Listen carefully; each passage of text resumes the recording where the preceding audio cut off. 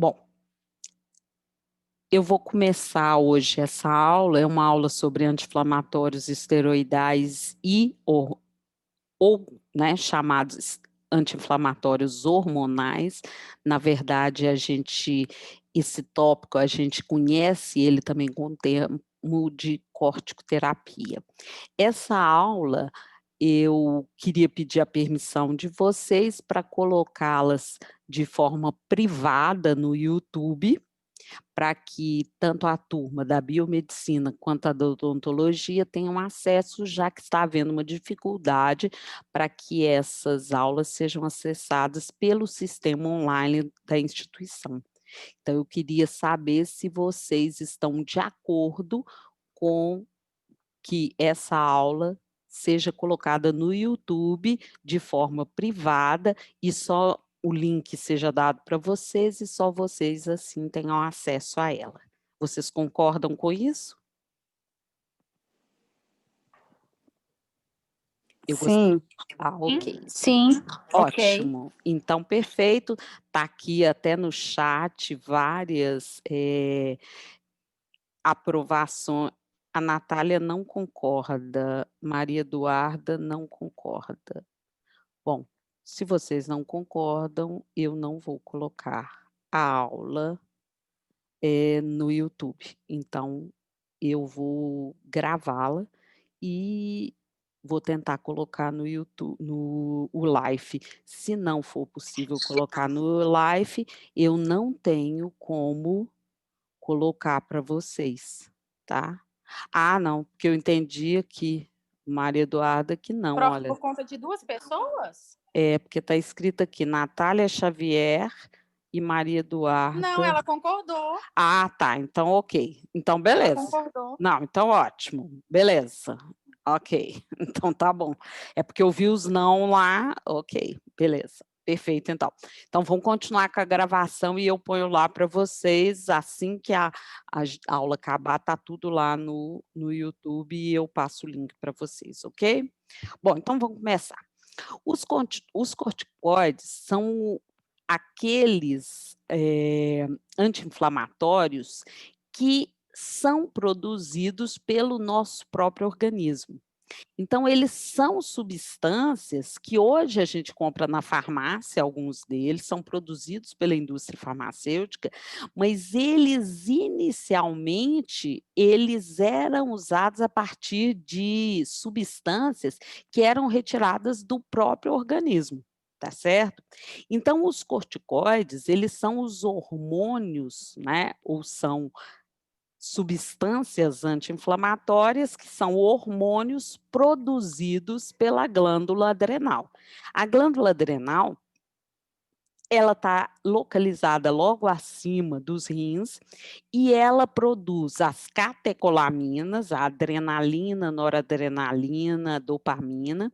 Além de produzir as catecolaminas, a adrenal produz também os hormônios sexuais esteroides e produz os glicocorticoides. Os glicocorticoides produzidos pela adrenal são a corticosterona e o cortisol.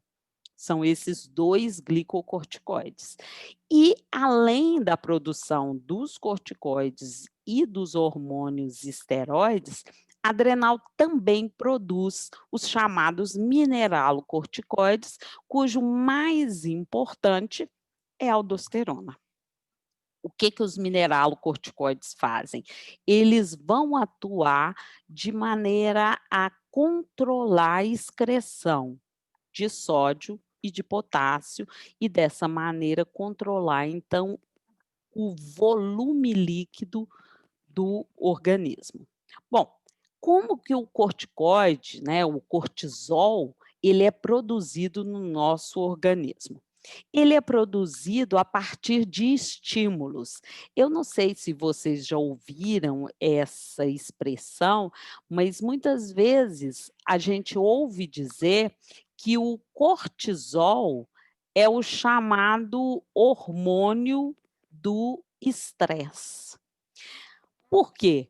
Porque fatores estressantes como calor, frio, traumatismo, infecção e estresse no sentido de estresse fisiológico, esses fatores aqui todos vão estimular a liberação do cortisol.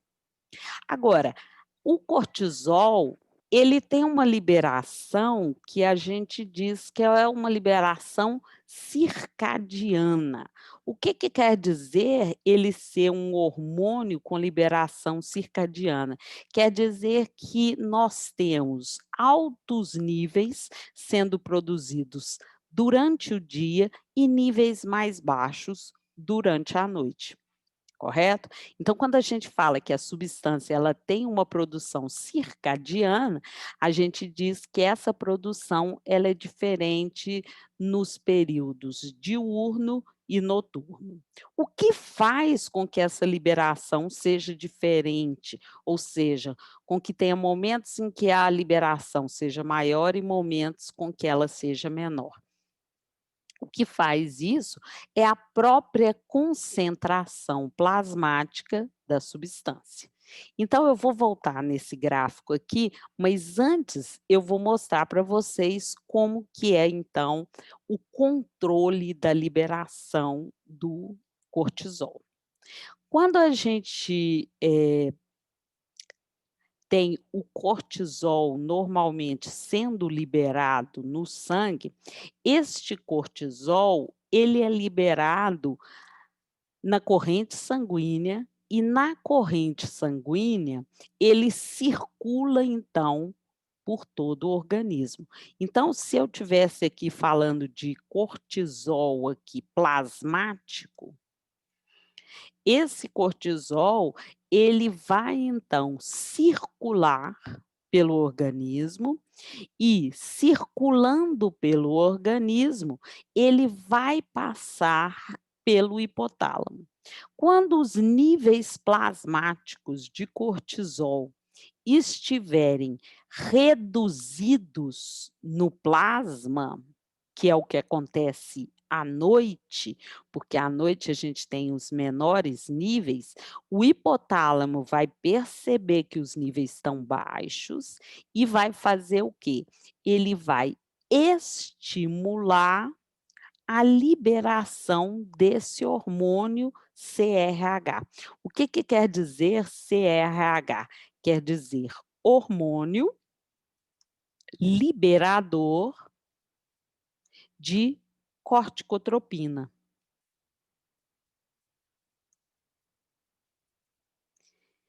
Esse hormônio liberador de corticotropina, que a gente chama de CRH, tá? Ele é liberado pelo hipotálamo e vai então atuar lá na hipófise, na parte anterior da hipófise, na adenohipófise, e vai então estimular a hipófise a liberar o ACTH. O que significa ACTH? ACTH significa hormônio, então, ACTH é hormônio adenocorticotrópico.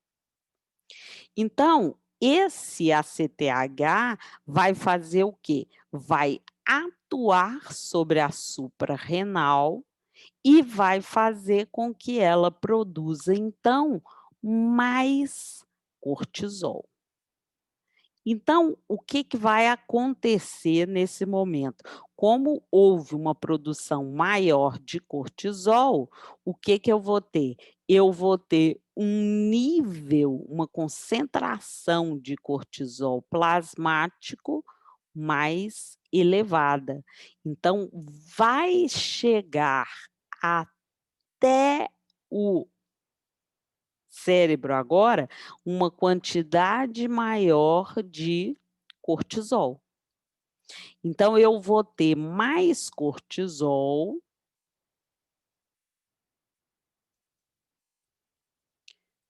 na corrente sanguínea.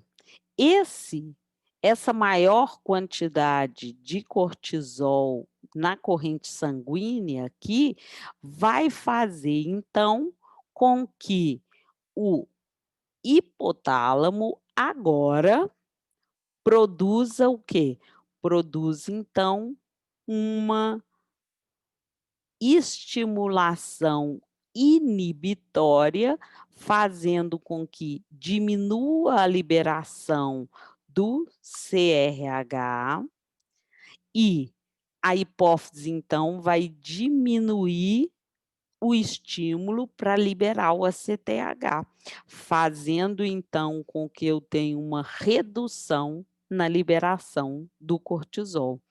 Essa redução, então, vai levar a níveis baixos de cortisol, e esses níveis baixos de cortisol vão, então, fazer com que o hipotálamo faça o contrário de novo, estimule a liberação. Então, esse ritmo circadiano, ele é feito dessa forma. Então, durante a manhã, como a gente tem uma produção maior de cortisol, eu tenho níveis altos, isso vai fazer com que, então, o hipotálamo faça com que haja uma redução na liberação do CRH, na liberação do ACTH e diminua a quantidade de cortisol liberada.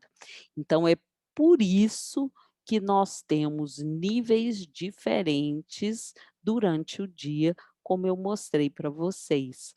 Então, olha aqui, pela manhã, olha aqui, a partir de 8 horas da manhã, até antes, olha aqui, 6 horas da manhã, eu começo a aumentar os níveis de cortisol, que é essa linha amarela aqui do gráfico, tendo o maior nível, o maior pico de liberação por volta das 10 horas da manhã, e o que a gente vai vendo é que depois, no horário do almoço, esses níveis ainda estão um pouco altos e eles vão abaixando, até que a gente tem os menores níveis por volta das 2 horas da manhã até as 4, 5 horas da manhã. Então, essa questão do ritmo circadiano, né, maiores níveis pela manhã, menores níveis à noite. Isso é mantido através do quê? Através das concentrações sanguíneas de cortisol e do estímulo que essa concentração sanguínea do cortisol, baixa ou alta, faz no hipotálamo, para que ele mantenha, então, a estimulação ou a inibição para a produção do cortisol endógeno. No ser humano, na faixa etária considerada adulta, tá? Os menores níveis de produção de cortisol noturnos estão na faixa de 4,5 miligramas e os maiores níveis na faixa de 15,5 miligramas. Agora, qual que é a função endógena, não é? Qual que é a função fisiológica que a gente tem do cortisol? Ele faz com que a gente tenha um favorecimento na conversão de proteínas a glicogênio, ele aumenta a degradação de proteínas no músculo, ele inibe a síntese proteica, ele facilita o metabolismo de gordura, ele aumenta a produção de glicogênio, ele diminui a utilização de glicose. Então, o uso de corticoide a longo prazo, ele pode gerar no paciente o quê? Diabetes. Quando a gente pega o metabolismo proteico, O que o corticoide tende a fazer? Ele diminui a síntese de proteína, aumenta o catabolismo proteico, principalmente em tecidos periféricos, e vai aumentar a síntese de proteínas pelo fígado. E vai fazer com que a concentração plasmática de aminoácidos aumente. Então, olha para vocês verem como que ele interfere no metabolismo proteico, no metabolismo de carboidrato, no metabolismo de lipídio, ele aumenta a concentração de ácidos graxos livres, e isso tudo vai influenciar no quê? No metabolismo intermediário, que nós vamos perceber isso pelo aumento dos níveis de glicose sanguínea, na redução, não é, da síntese proteica, e no sistema imune a gente vai ver que ele vai diminuir a produção de anticorpos e a resposta imune. É por isso que os corticoides, eles são usados na clínica quando a gente tem doenças relacionadas principalmente ao sistema imune. Então, o corticoide, ele é indicado quando nós temos problemas inflamatórios, principalmente problemas inflamatórios ou doenças inflamatórias relacionadas ao sistema imune, como é o caso da artrite reumatoide, da asma, e nós vamos ver como que o uso dele a longo prazo pode criar alterações no indivíduo. Então, quando a gente fala aqui da capacidade que o corticoide tem de aumentar a glicemia, talvez fique agora para vocês nítido aquela ideia que as pessoas colocam, que é o fato de que o estresse, não é, tende a gerar nas pessoas diabetes tipo 2.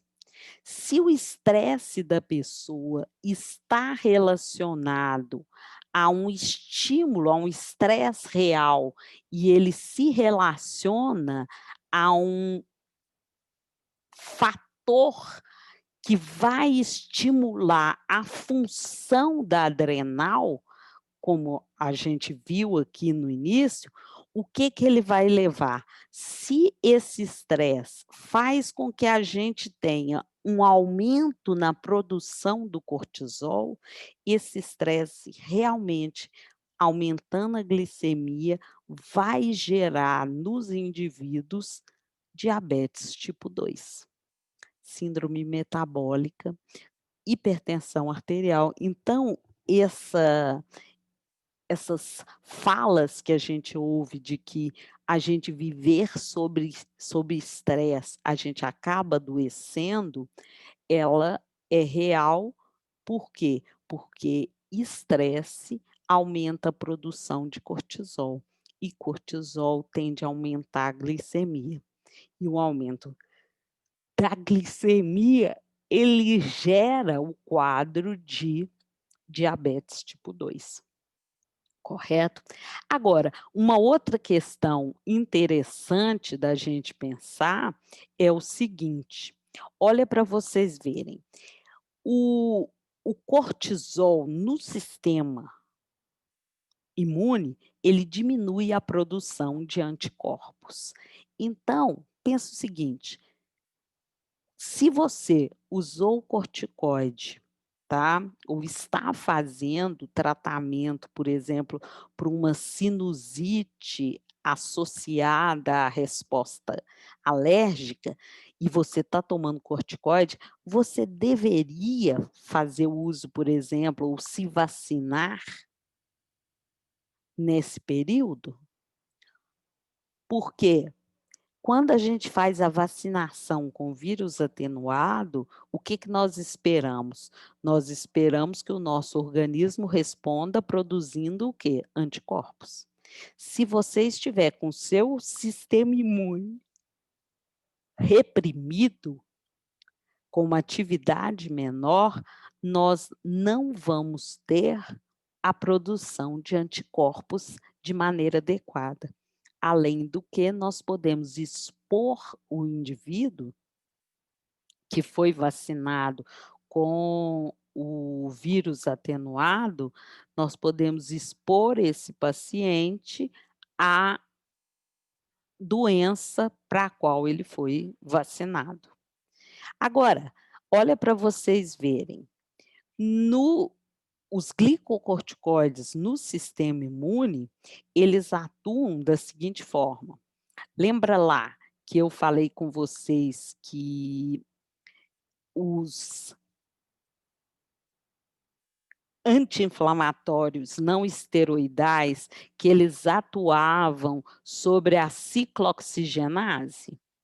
Pois é, os glicocorticoides, eles também atuam sobre aquela cascata do ácido araquidônico, que é aquela cascata que se inicia aqui, ó, com o fosfolípide de membrana.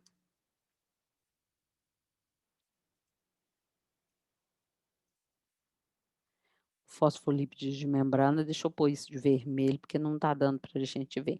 Sobre esse fosfolípide de membrana, a gente tem atuando uma enzima, que é a enzima fosfolipase A2.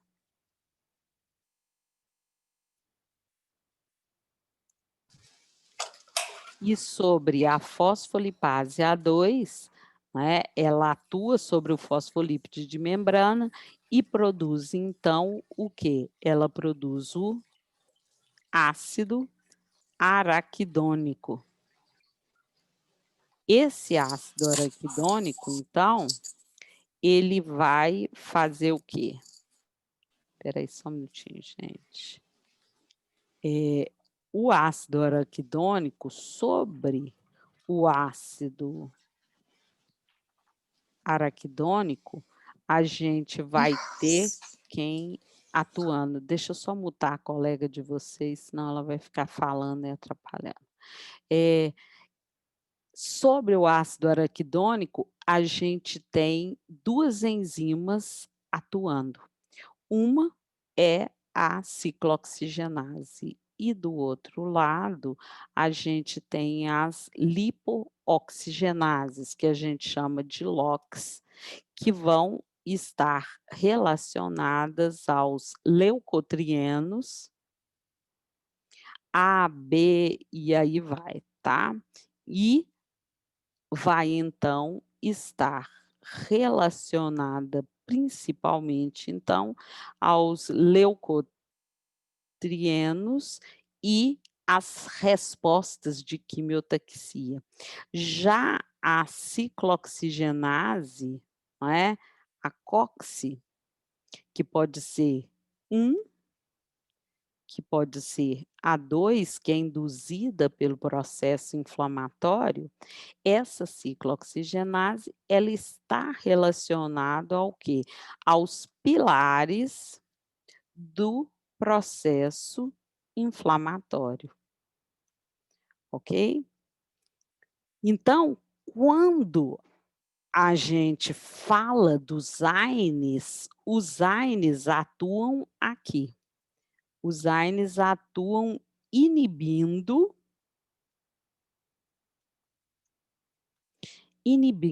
a ciclooxigenase. Então, os AINES, eles atuam literalmente aqui, fazendo a inibição seletiva ou não seletiva da ciclooxigenase. Já os corticoides, que eu vou chamar eles de GC, tá? Os glicocorticoides, vou colocar eles de azul aqui, os glicocorticoides, eles atuam aqui, inibindo a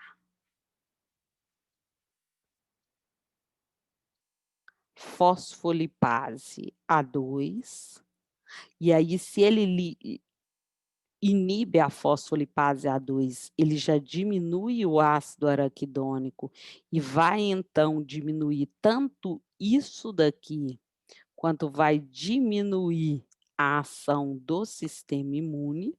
tá certo? Como os glicocorticoides também atuam aqui, inibindo a COX-2. Então, eles agem aqui, fazendo aqui a inibição da ciclooxigenase 2, da expressão delas. Então, olha para vocês verem, eles têm um efeito bem mais amplo no processo inflamatório, no que diz respeito à ação do sistema sobre os pilares do processo inflamatório e sobre a ação do sistema imune na formação da ativação do sistema imune, no caso do processo inflamatório. Então, o que nós podemos ver é que a ação dos corticoides, ela acaba sendo muito mais ampla do que a ação dos anti-inflamatórios não hormonais. Agora, nós temos vários corticoides no mercado, né? A indústria farmacêutica fez várias. Então, para quais doenças a gente usa e quais seriam as vias de administração que a gente usaria? Primeiro, eles podem ser usados tanto por via oral, quanto por via parenteral, via inalatória. Eles vão ser diferentes em função das características deles, em termos de meia-vida, em termos de possibilidade e de metabolismo que eles têm. Então, olha aqui, as substâncias endógenas, ou seja, os corticoides endógenos que a gente tem, é o cortisol e a cortisona. O que a indústria farmacêutica fez? Ela pegou essas duas drogas, mudou a estrutura química delas e produziu as várias, não é,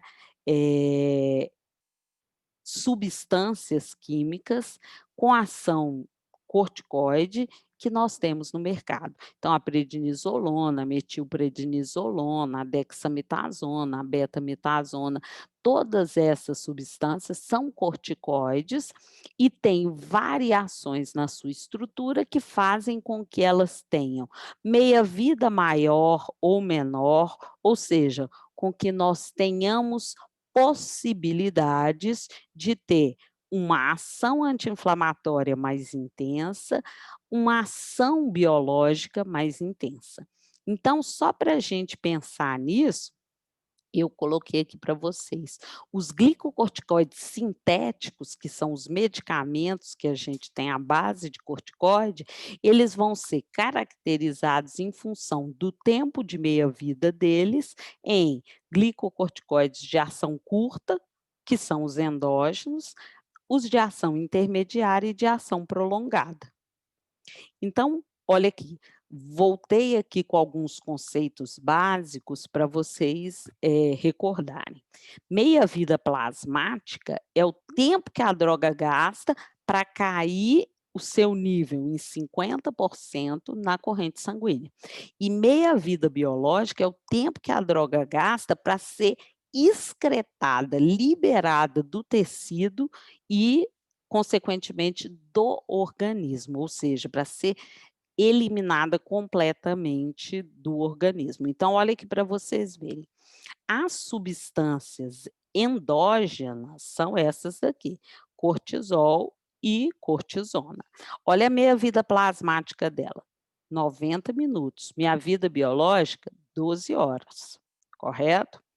E a ação anti-inflamatória delas, a que tem maior ação é o cortisol, a gente vai chamar de 1, e a que tem uma ação menor, 0,8, nós vamos considerar aqui, então, é a cortisona. Comparativamente, as outras drogas, as drogas que nós temos no mercado, vão ter, então, ação anti-inflamatória, quando comparadas às do cortisol, a prednisolona e a prednisona, 4 vezes mais ação anti-inflamatória. A metilprednisolona, 5 vezes mais. E a betametasona e a dexametasona, uma atividade anti-inflamatória que chega ao quê? A 30 vezes maior do que da substância endógena. Então, olha como que mudar a estrutura química fez com que a gente mexesse na atividade e no tempo de meia-vida. As drogas de ação intermediária, olha aqui para vocês verem, a prednisolona, a prednisona e a metilprednisona, elas têm uma meia-vida que vai de 18 a 36 horas, ou seja, uma meia-vida de quase um dia e meio, enquanto aqui a gente tinha um máximo de meio dia de tempo de meia-vida. Já a betametasona e a dexametasona, olha para vocês verem, nós temos 2 dias e meio de tempo de meia-vida, ou seja, uma meia-vida muito mais longa.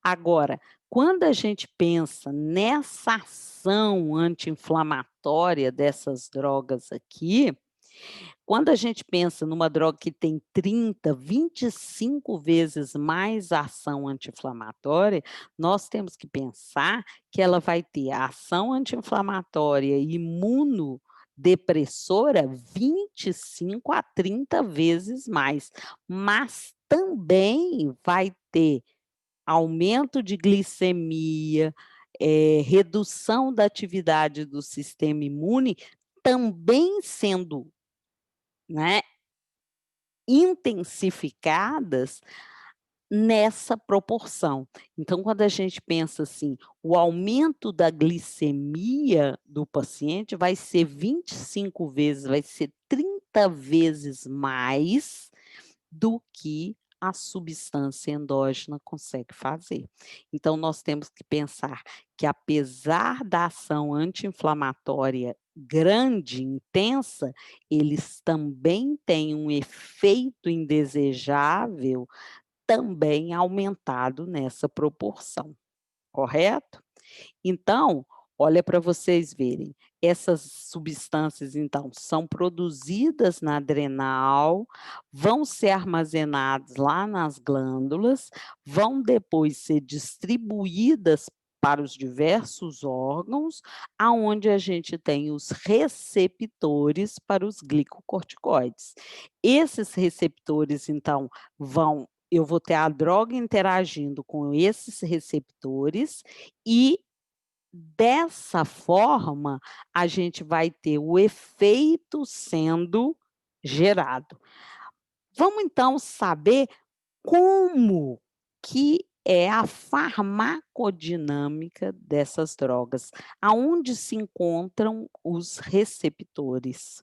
Então, o receptor, ele está lá no meio intracelular, então aqui é o sangue e aqui está representado uma célula.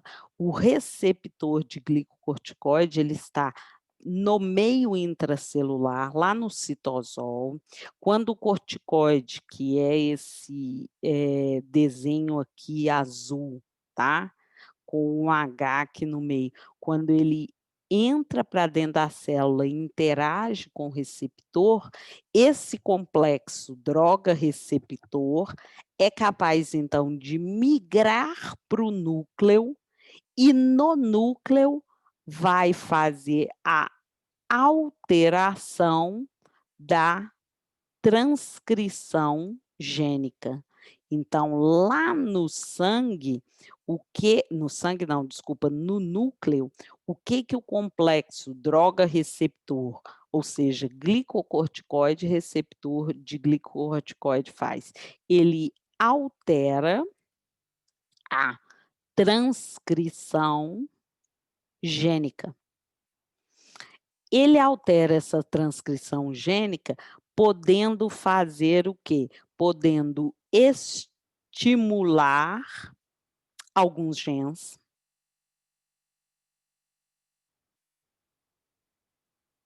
e pode reprimir outros genes.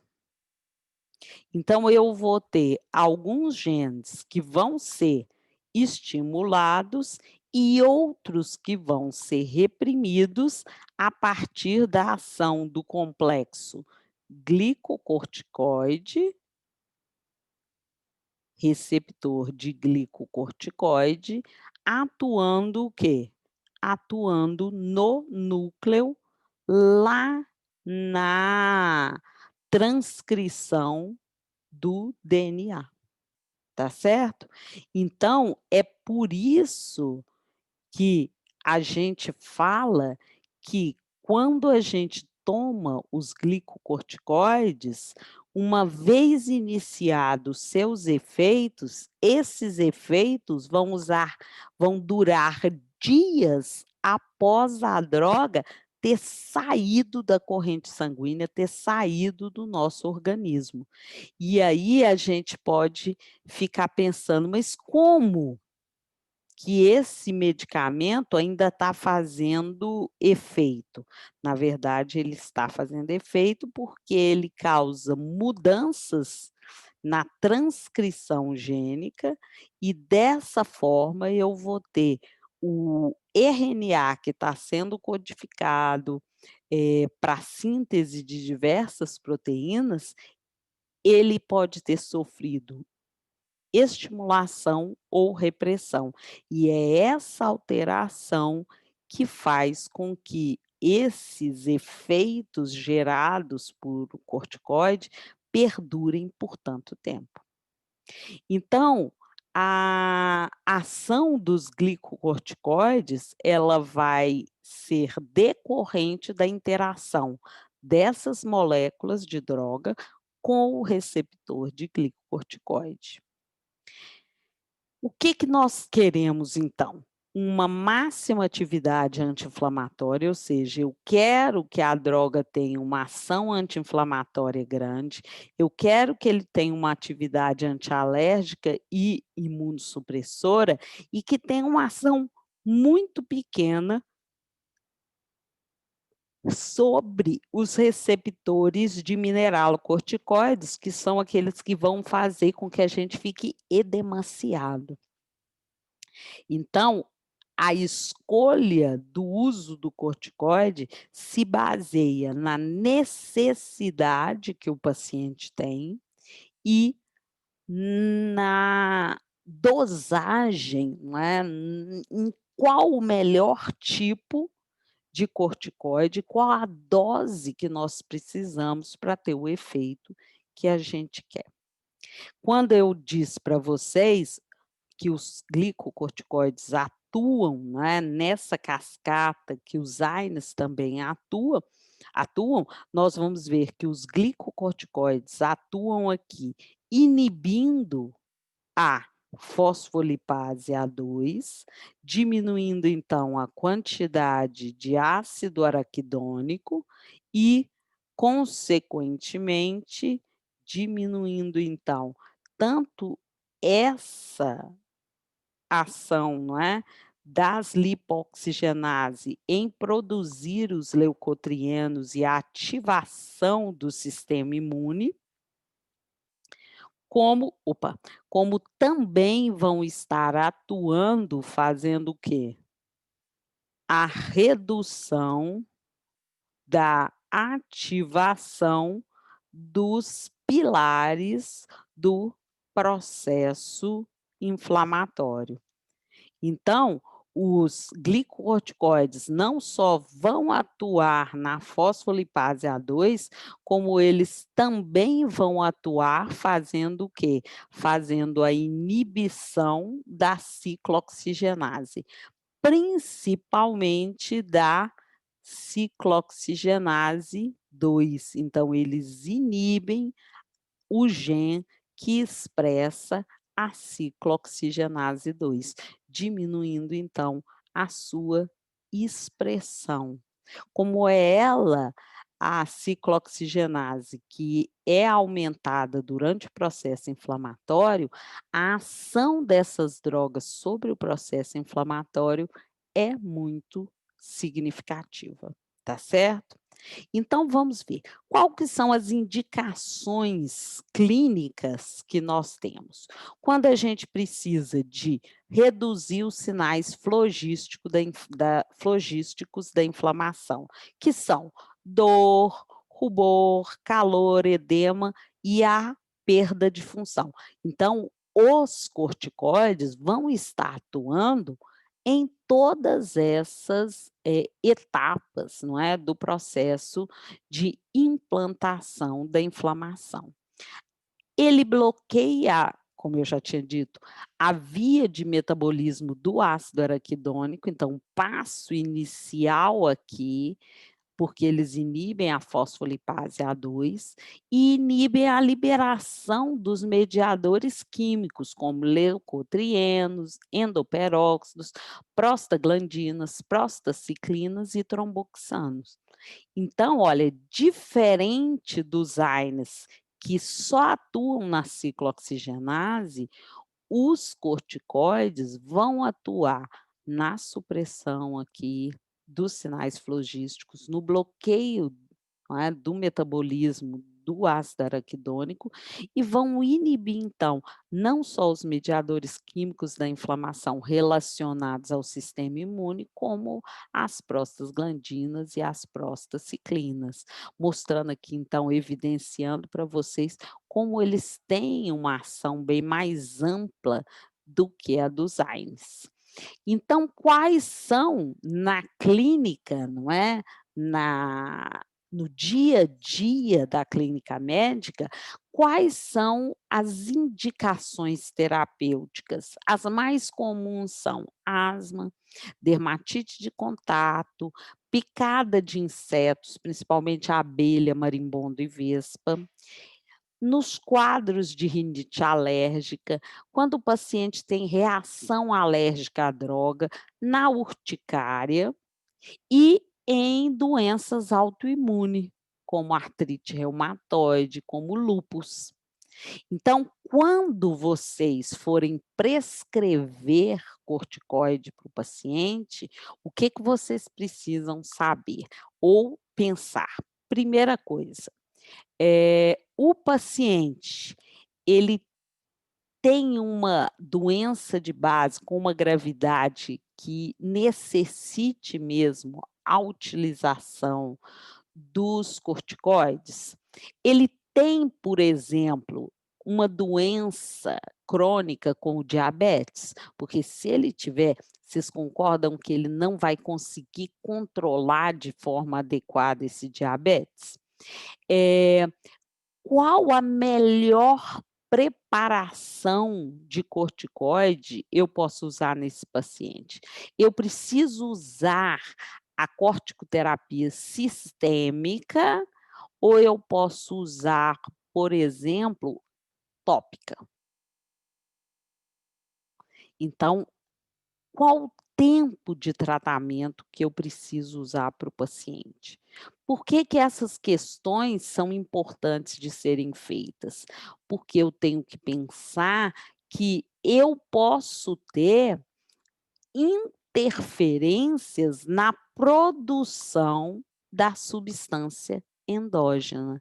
Se eu usar um corticoide por um tempo grande, eu posso estar fazendo com que o paciente ele tenha efeitos colaterais significativos e isso possa ser deletério para o paciente. Então, quando a gente vai fazer o uso da corticoterapia, a gente tem que saber qual a dose, qual o melhor horário para utilizar a medicação. Para quê? Para que a gente não interfira na produção do corticoide endógeno. Então, olha, pacientes com histórias ou estigma de uso prolongado, eles têm que ter um controle maior ainda. Por quê? Porque o uso prolongado dos glicocorticoides pode gerar vários efeitos sistêmicos e podem gerar a supressão do eixo hipotálamo, hipófise, adrenal. Vou explicar isso com um pouco mais de detalhes para vocês. Lembra que eu falei que o corticoide ele é produzido a partir de um estímulo que começa lá no hipotálamo E o hipotálamo, então, vai atuar liberando o CRH para que esse hormônio liberador de corticotropina atue sobre a hipófise e faça com que a hipófise libere, então, o quê? O ACTH. O ACTH, que é o hormônio adenocorticotrópico, vai então atuar sobre a adrenal e fazer com que a adrenal, então, libere o cortisol. E a adrenal vai, então, liberar o cortisol, ok? Então, olha só, nós temos o hipotálamo liberando o CRH, esse CRH atuando sobre a hipófise e a hipófise liberando o ACTH. O ACTH, então, atua sobre a adrenal e faz com que ela libere o cortisol, correto? Quando a gente vai e começa a utilizar o glicocorticoide, tá? O glicocorticoide. Vou chamar ele de medicamento, tá? Vou chamar ele de GC medicamento, tá? Que é esse que eu estou colocando de verde aqui. O que pode acontecer? O hipotálamo pode perceber que os níveis estão altos e começar a fazer o quê? E começar a reduzir.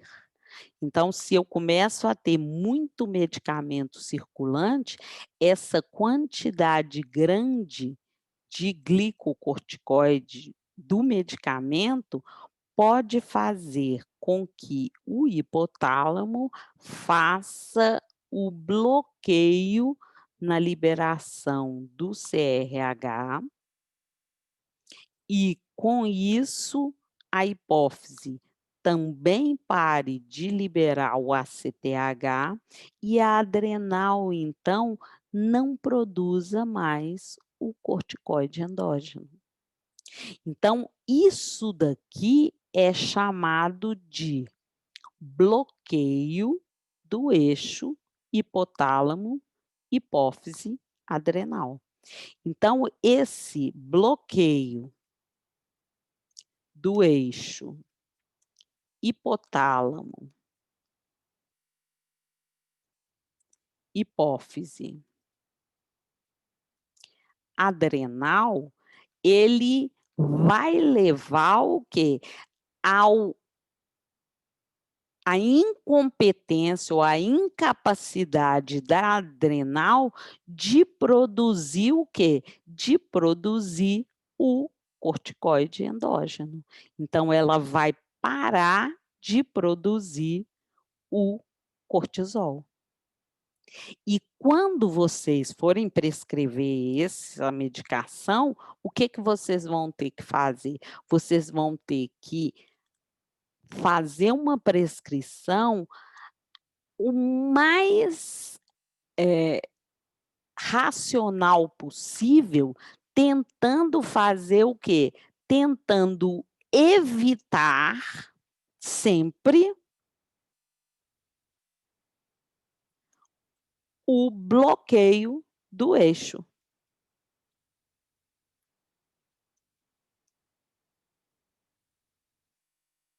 Hipotálamo, hipófise, adrenal.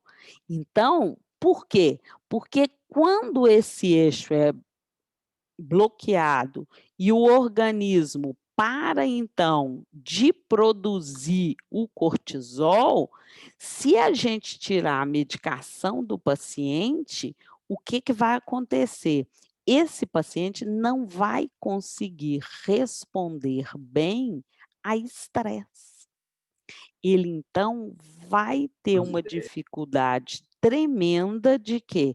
De responder ao estresse. Então, quando há o bloqueio do eixo hipotálamo, hipófise e adrenal, o indivíduo tem uma série de sintomas que são característicos deste bloqueio. Agora, quais que seriam, os efeitos colaterais sistêmicos que a gente vai ver no paciente que toma por muito tempo o glicocorticoide? Primeira coisa, ele vai ter, por exemplo, uma hiperglicemia. Lembra que eu falei que a glicemia dele ia aumentar, que é glicose? Então ele vai ter hiperglicemia ou diabetes medicamentosa, ok? Outra coisa que ele vai ter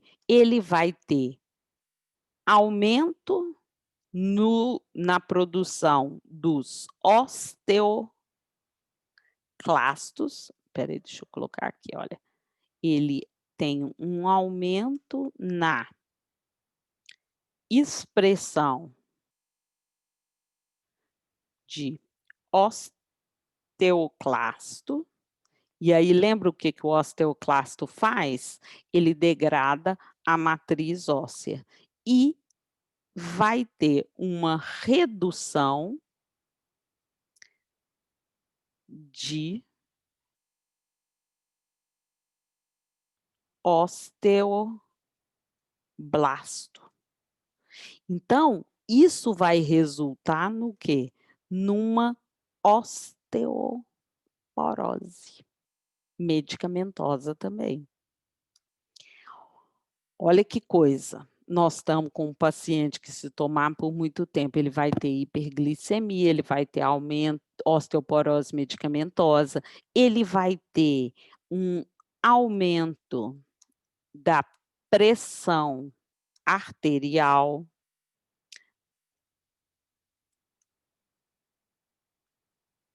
Ele vai ter opacificação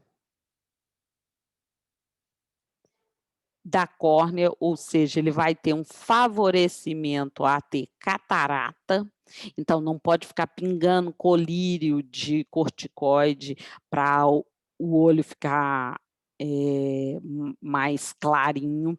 Ele vai ter redução da matriz cicatricial.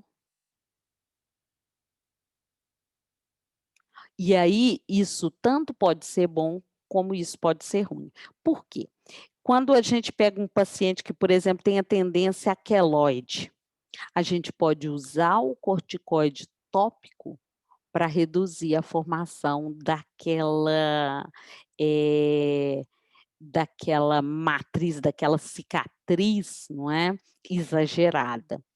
Podemos pensar que o paciente que tem hiperglicemia, ele vai ter dificuldade de cicatrização de feridas.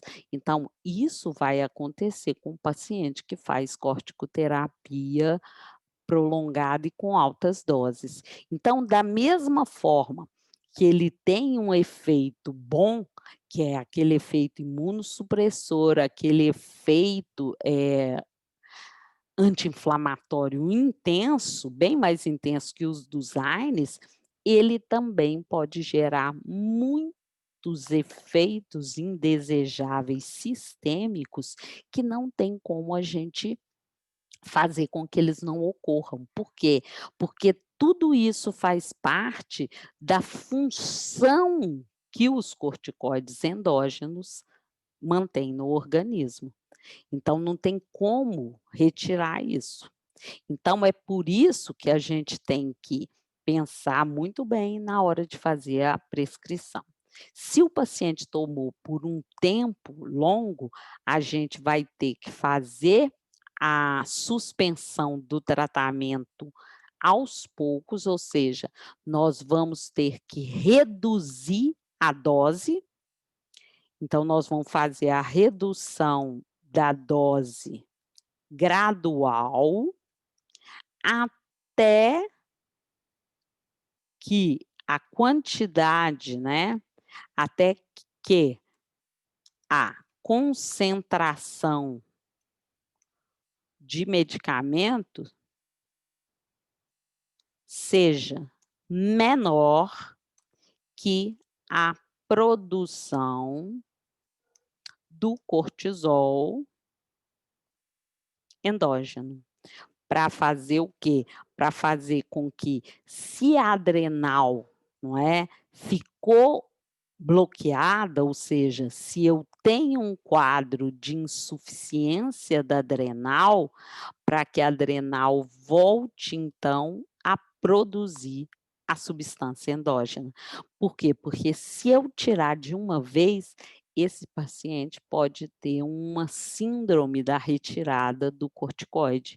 E isso vai gerar nele um quadro de alterações grandes, como, por exemplo, ele vai ter dificuldade de se comportar frente ao calor, frente ao frio, frente ao estresse.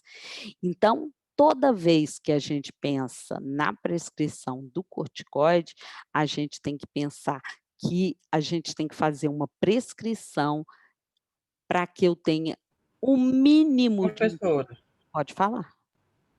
eu já ouvi falar em algum lugar, não lembro onde que eu li isso, Uhum. que o uso prolongado de corticoide também, ele dá muita estria, Dá, eu vou que diminui mostrar uma bastante foto aqui. colágeno, é verdade, né? É verdade. E Tanto que inchaço também? exatamente. Por quê? Porque ele faz com que você tenha o que a gente chama de síndrome de Cushing iatrogênica. Então, acho que é o próximo. Aqui, tá vendo? Eu começo a mostrar para você essas imagens.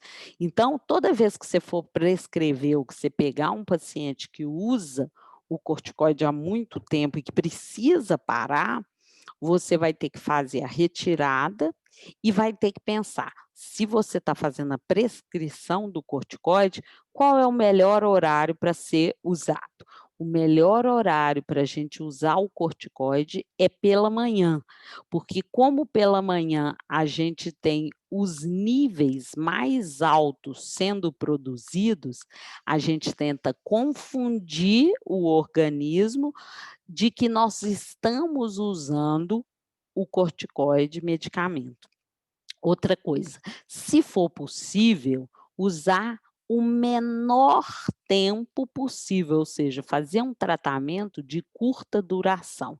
Se tiver que ser mais longo o prazo de utilização, a gente pode fazer em dias alternados, para diminuir a possibilidade tanto de bloqueio do eixo, como dos efeitos indesejáveis. Quais são esses efeitos indesejáveis? Lembra que eu falei que ele vai gerar osteoporose, dificuldade de cicatrização? Ele também tem ação sobre o sistema nervoso central. Ele pode, por exemplo, pode não, ele gera um aumento do apetite. Então, nós vamos ter um ganho de peso e uma obesidade do tipo central. Por quê? Porque ele estimula a deposição de gordura na região da circunferência abdominal, o que vai piorar ainda mais a possibilidade de diabetes tipo 2 no paciente. Tá vendo essas estrias aqui? Essas estrias são muito características do uso de corticoide a longo prazo. Além disso, a gente tem isso daqui que a gente chama de giba, que é uma deposição de tecido adiposo aqui supraclavicular. Além disso, a face tende a ficar arredondada, face de lua que a gente fala, e parte disso por conta da própria predisposição que esse paciente vai ter de ter tecido adiposo na região da face e um pouco também de retenção de líquido. Então essa corcova que dá aqui, a gente chama ela de gibosidade, de giba, tá? Fáscies de lua, que é essa face arredondada, a diabetes, osteoporose, uma redução na formação de tecidos como tecido muscular, então ele vai ter uma produção menor de músculo, a pele fica extremamente frágil e por isso nós temos uma facilitação para formação de estrias. Além disso, a redução na produção de colágeno. É uma estria diferente, ela tem um tom. A estria de crescimento, primeiro, ela aparece principalmente na região atrás na perna, por exemplo, atrás do joelho e na região do glúteo, as estrias de crescimento.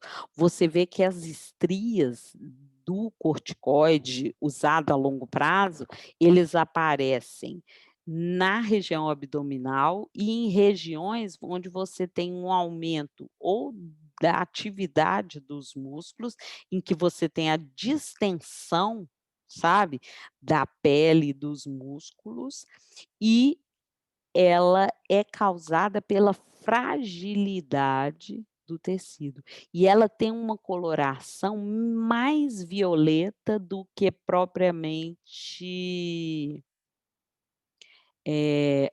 vermelhada e rosácea, que é a estria de crescimento. Essa produção de estria, ela demora um pouco mais. Agora, um paciente que toma por 6, 8 meses, ele pode ver, não essa intensidade grande de estrias como a gente vê nessa figura aqui, não é, nessa foto desse rapaz, mas a gente consegue ver algumas estrias, principalmente na região abdominal, tá? Com 8 meses de uma dose mais elevada. É rápido. Porque, sabe essas equimoses? O que é equimose? São roxos. Por que a pessoa tem fragilidade e ela tende a ter uma equimose grande? Porque como os tecidos ficam muito frágeis, os vasos vão ficar muito frágeis, o endotélio vascular fica muito frágil. Então, às vezes, só de você pegar o paciente, ajudar ele a ficar em pé, então pegar ele com uma força um pouco maior, fazendo um pouco mais de pressão, você consegue romper os vasos e o paciente ter equimose. Isso por conta da fragilidade dos tecidos. Então, o que a gente fala que são características, não é, do paciente que usa corticoide por muito tempo, ele vai, e em altas doses, ele vai ter as características do paciente que tem síndrome de Cushing, que é esse paciente cuja adrenal dele produz muito corticoide. Tá certo? Então, esse paciente que tem síndrome de Cushing medicamentosa, ele vai ter um aumento da gordura abdominal, a possibilidade de estrias, ele vai ter equimoses muito fáceis, dificuldade de cicatrização, porque ele tem uma tendência a diabetes, e quando ele é criança, ele ainda tem alteração no crescimento. Então, por exemplo, essa criança com Cushing medicamentosa, ela deveria seguir um percentil de altura, de ganho de altura, nessa faixa aqui, olha, que está com a lista mais grossa. Você vê que a criança não teve o crescimento esperado, que ela cresceu muito pouco, mas que ganhou peso além do esperado. Por quê? Porque ele tende a interferir na no crescimento da criança e tende a aumentar o apetite e o ganho de peso. Então você tem uma alteração, por isso, principalmente quando se vai prescrever o corticoide para criança, a gente tem que tomar tanto cuidado para que ele não chegue a ter uma síndrome de Cushing, tá certo? E em alguns casos a gente vê isso acontecendo muito, tá? Eles vão interferir, como eu disse, na pressão arterial, porque eles aumentam a atividade da renina, então você vai ter um aumento nos níveis de produção de angiotensina 2 e vão aumentar os níveis de noradrenalina. Isso tudo vai fazer com que a gente aumente o débito cardíaco e o volume plasmático, fazendo com que o paciente tenha um quadro de hipertensão arterial. Então, o que eu queria, né, falar com você